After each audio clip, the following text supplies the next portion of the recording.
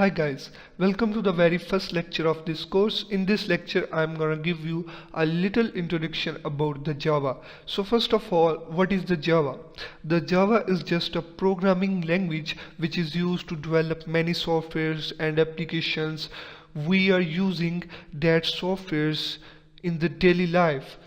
These softwares are used in the bank, in the ATM machines. Many softwares that are developed in the Java are used by many companies like the NASA. NASA is an organization. The NASA is using the worldwide software that is used to zoom on the earth from the satellite that is developed in the Java, and many Java applets are working on the websites, and many desktop applications are working in our operating systems, and many smartphones are using Java language.